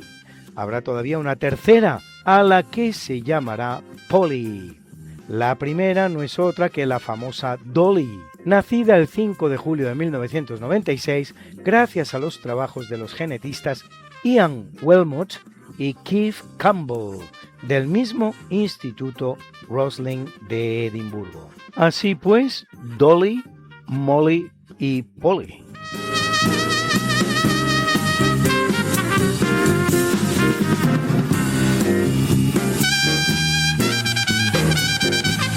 Y en 2013, en un desagraciado accidente en Angrois, a las afueras de Santiago de Compostela, un tren Albia descarrila a la altura de la curva llamada Agrandeira, dejando nada menos que 78 muertos y 131 heridos. 13 años más tarde, en 2026, un nuevo accidente ferroviario tiñe de sangre las vías españolas de alta velocidad, cuando en el término municipal de Adamuz, provincia de Córdoba, mueren en esta ocasión 48 personas, quedando otras 152 malheridas. Ahondando en el tema del tráfico ferroviario español, les dejo aquí mi impresión personal del tema. España ha invertido excesivos fondos en la alta velocidad, en detrimento de una implantación más intensa, extensa y frecuente de la red ferroviaria española en todo el territorio, siendo demasiados los lugares de la geografía hispana a los que todavía no llega el tren. Se diría que ha primado el lucimiento internacional o político frente al pragmatismo y la eficiencia.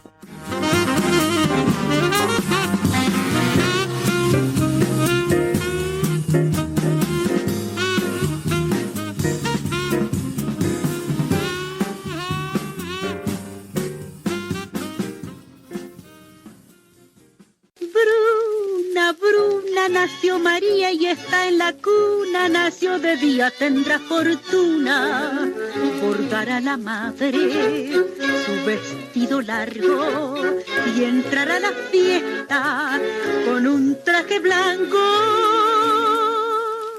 y será la reina cuando María cumpla 15 años.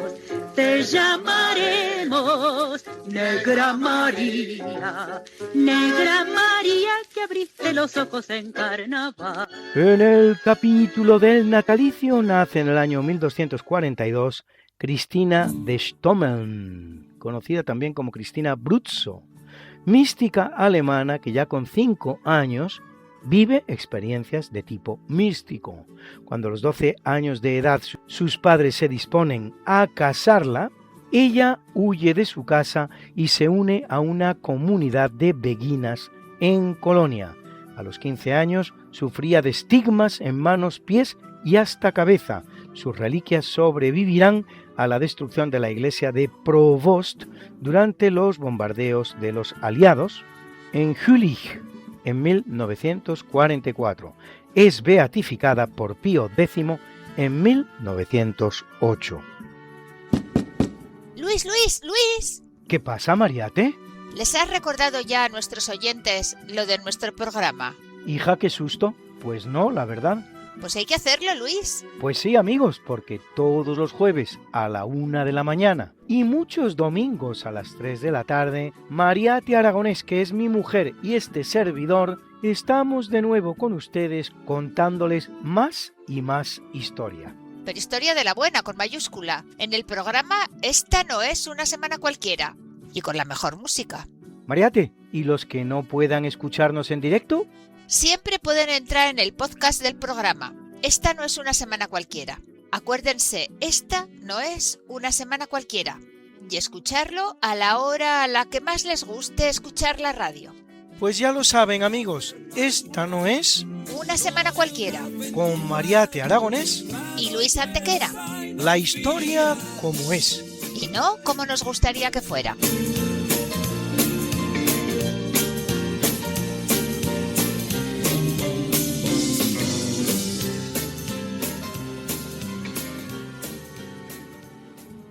En el año 1802 viene al mundo el francés Alexandre Dumas David de la Pailleterie, conocido en español como Alejandro Dumas, y además padre, pues su hijo del mismo nombre también será afamado escritor. Escritor romántico francés, especializado en novelas de aventuras, autor de obras tan importantes y divertidas como Los Tres Mosqueteros o El Conde de Montecristo.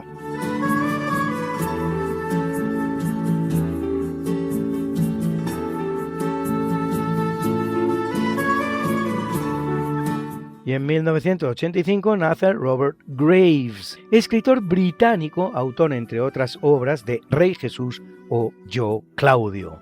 A todos ustedes les suena esta música inconfundible, la banda sonora de la gran serie británica Yo Claudio, obra del maestro Wilfred Josephus.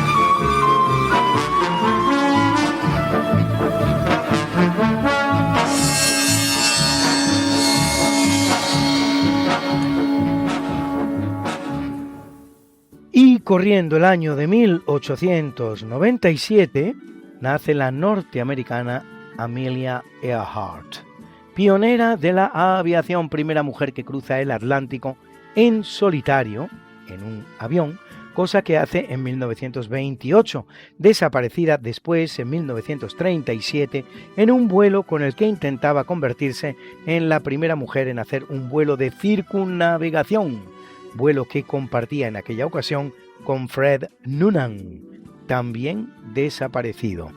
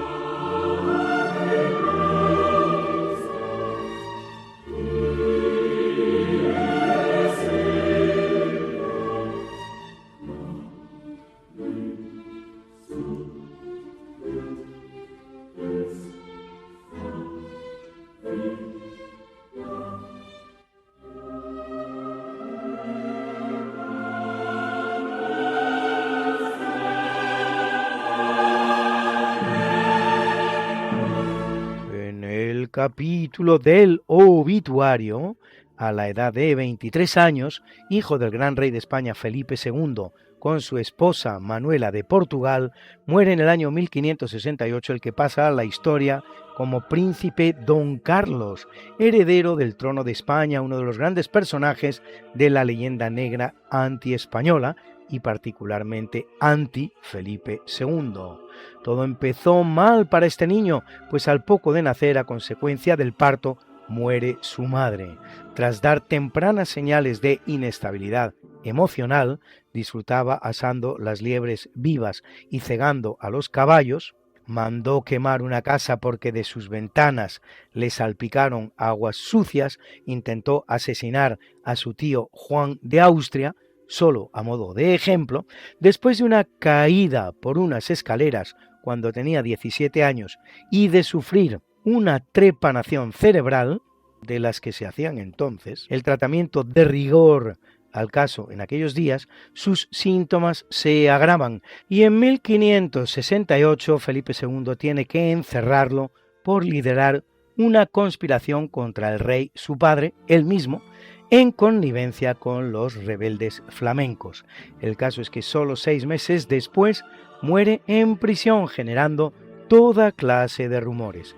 El alemán Schiller alimenta la leyenda con su obra Don Carlos, llevada luego a la ópera por Giuseppe Verdi.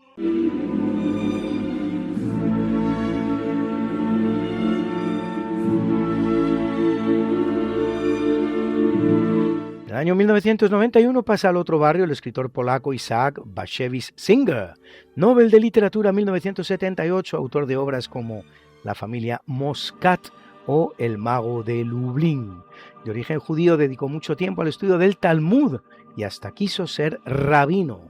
Huyendo del nazismo, acabó sus días en Estados Unidos, cuya nacionalidad adoptaría, mientras su esposa quedaba en Polonia haciéndose comunista. 2 desenlaces diferentes para una historia parecida.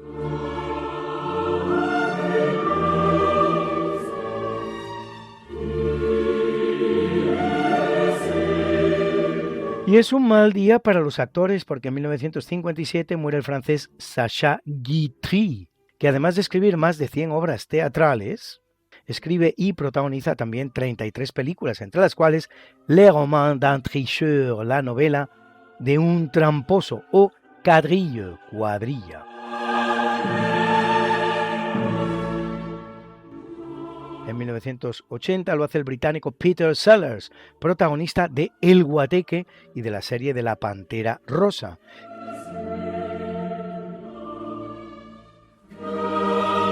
En 2012 el que fallece es el norteamericano Chad Everett, el famoso Dr. Gannon de la serie de televisión Centro Médico, a la que debemos tantas vocaciones médicas en España.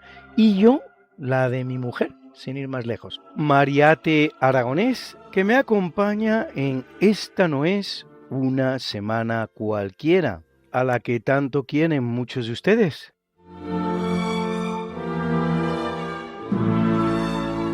Y en 1985 abandona el mundo el español José Bódalo, inolvidable protagonista de la obra de teatro para televisión 12 hombres sin piedad o de la oscarizada película Volver a empezar.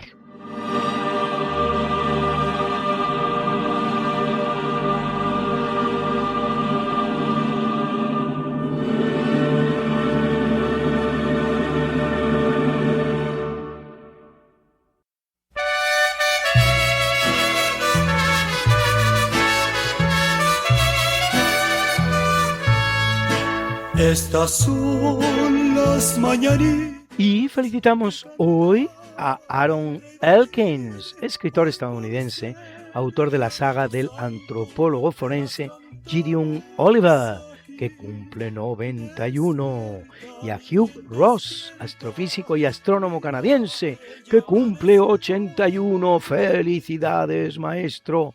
Y a Paco Pastor, cantante, compositor y actor de cine y televisión español, al que muchos de ustedes recordarán todavía como la voz de aquel grupo pionero del pop español que fue Fórmula Quinta y sus muchas, según se llamaban, canciones del verano, quien cumple 78 y lo celebra con una de ellas, esta divertida, en la fiesta de Blas del año 1974.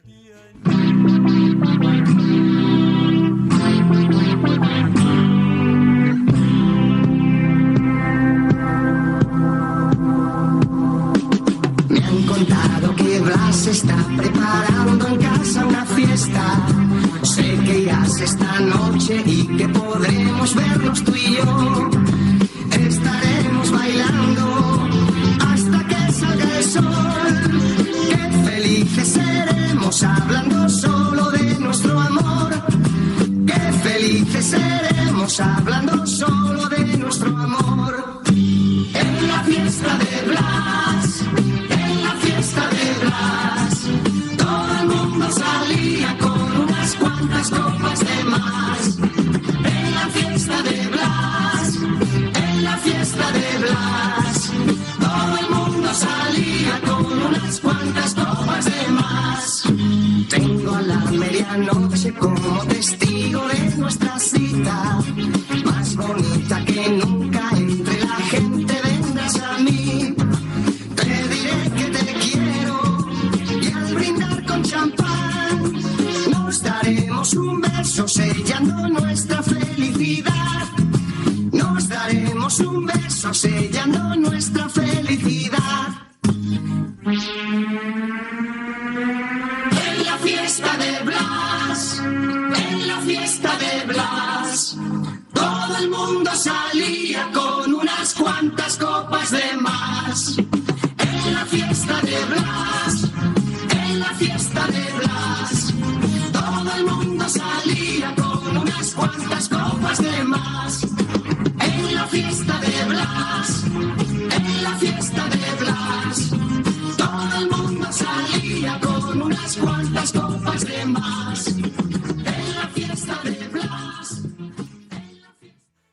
Y a la guapísima actriz norteamericana de origen cubano e hispanoparlante, Jennifer López, que cumple 57 hermosos añitos, y a Nayib Bukele, presidente de El Salvador, que ha conseguido poner fin al gravísimo problema de la inseguridad callejera en su país, provocada por el narcotráfico y las llamadas bandas latinas, que cumple 45. Hoy por ser día de tu santo te venimos a cantar.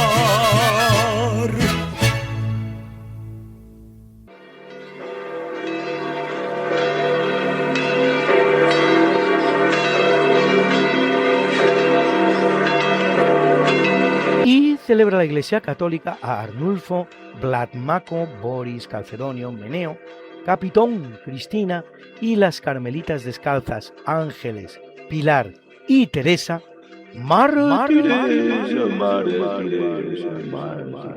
a Gerburga, abadesa, y a Eufrasia, Fantino y Fergus, confesores. You've got something that must be done, and it can only be done by one. There is nothing more to say, except it's a lovely day for saying it's a lovely day.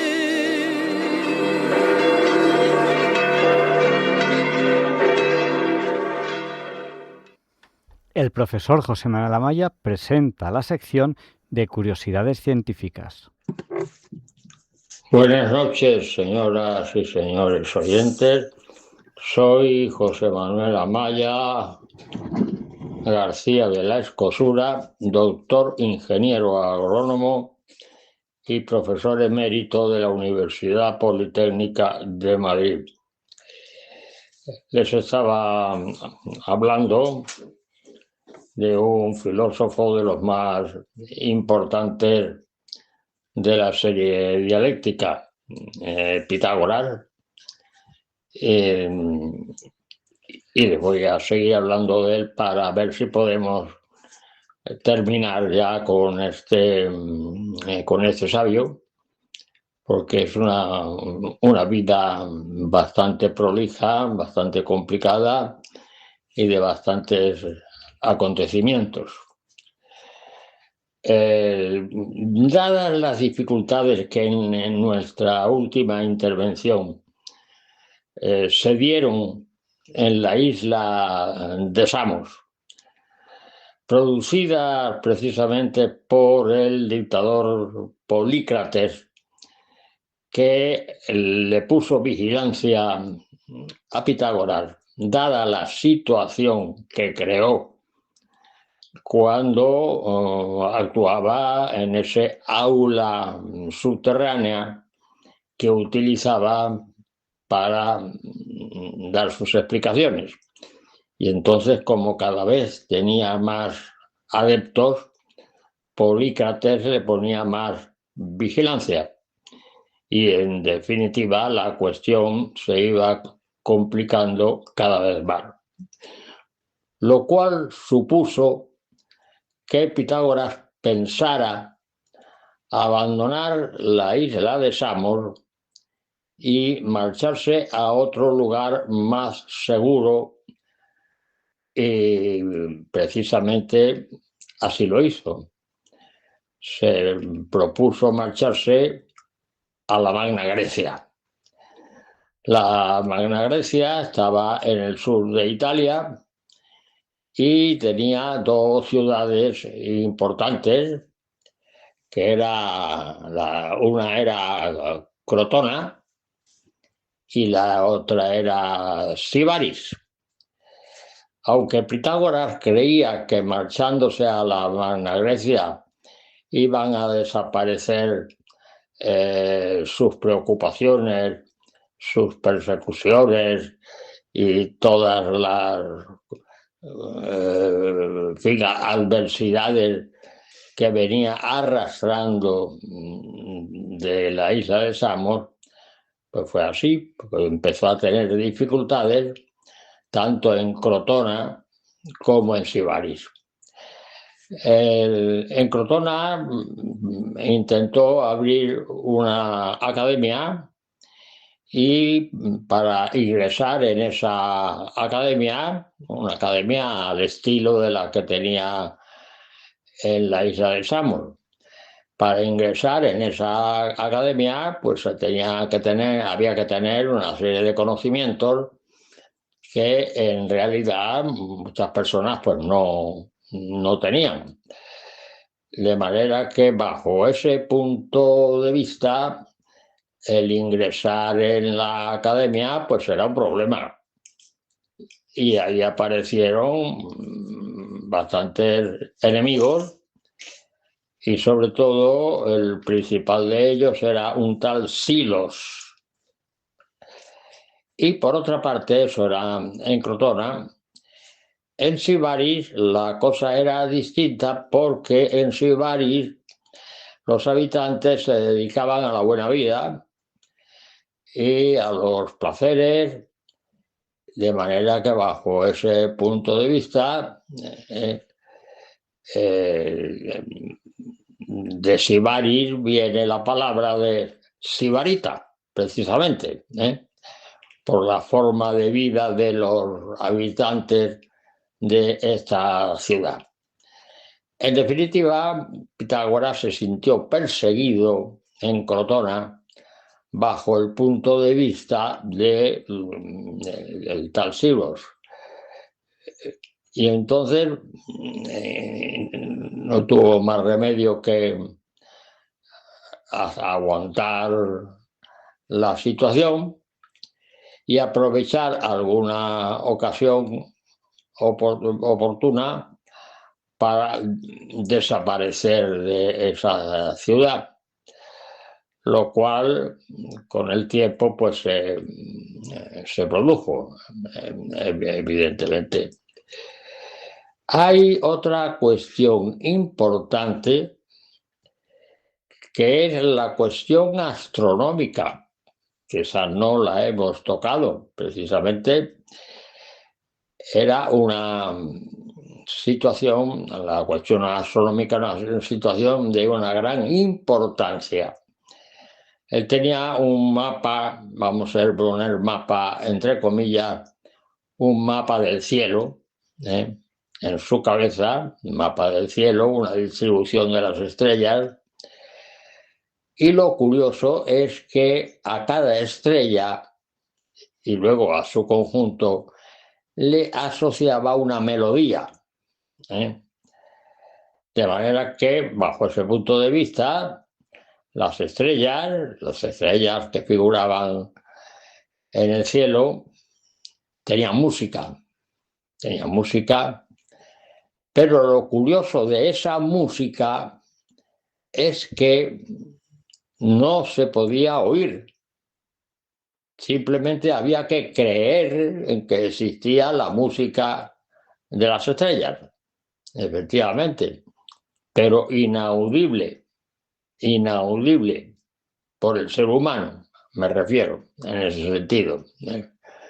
De modo que bajo ese punto de vista hay una cuestión que cuando en la vida normal, concretamente en la vida normal, cuando una persona pues no entiende una teoría que se le está explicando y se le están poniendo las cosas muy claras para que entienda la teoría, termina diciendo, no sigas porque esto es música celestial. Es una cuestión curiosa. Bueno, y volviendo entonces a Crotona, y volviendo entonces a su perseguidor tal Silos, entonces él intentó huir y evidentemente, quitarse de medio para no tener problemas superiores, y se fue hacia Metaponto, de manera que estaba cerca del mar, por cierto, perseguido por el tal Silos. Y cuando llegó a Metaponto, lo primero que se encuentra es un campo de habas. Las habas, para los pitagóricos, era como si fueran veneno. No se podían comer, estaba prohibido comer habas, totalmente prohibido. Y uno de los motivos por los que estaba prohibido comer habas es porque las habas se utilizaban en las votaciones para los políticos. Y entonces, por ese mero hecho, las habas estaban prohibidas en los pitagóricos, porque no olvidemos de que los pitagóricos formaban una secta. La secta de los pitagóricos, que tenían una serie de condiciones para pertenecer a esa secta, y en esa serie de condiciones y luego tenían que guardar también unos regímenes alimentarios especiales, uno de los cuales era precisamente la prohibición de las habas. Y hasta aquí mi intervención de hoy, deseándoles a ustedes muy buenas noches y hasta la semana que viene, si Dios quiere. Muchas gracias, profesor José Manuel Amaya. Terminamos ya este programa de hoy. Ya es 24 de julio de 2026. Tenemos pronto un precioso eclipse de sol en España, que dentro de que va a ser único, no es un único eclipse. Va a haber en poco tiempo 3 eclipses. Bueno, poco tiempo, en unos años, pero astronómicamente hablando es muy poco tiempo y en principio, si Dios quiere, muchos de nosotros podremos verlos, esos 3. Tendremos un programa especial sobre esos 3 eclipses el día 6, la noche del 6 al 7, que es noche de jueves a viernes, porque el eclipse importante de este año es el 12 de agosto. Ya saben que no pueden mirar al sol directamente, tiene que ser con gafas especiales, gafas de eclipse. Les dejamos ahora con el Catecismo de la Iglesia Católica con Monseñor José Ignacio Munilla, que sé que les encanta, con esta oración que hago a veces de Señor, dame una voz como la de Monseñor Munilla y una sabiduría como la suya. La semana que viene tendremos también un programa que estamos preparando muy especial para todos ustedes, que creemos que les va a encantar. Así que muchas gracias y hasta la semana que viene en estos programas especiales que tenemos de verano de diálogos con la ciencia.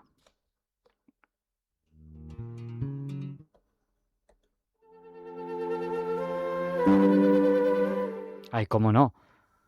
No nos olviden en sus oraciones, o mejor dicho, recuérdenos en sus oraciones, y le pediremos a San Juan Pablo II que interceda por nosotros para que se nos libre del mal.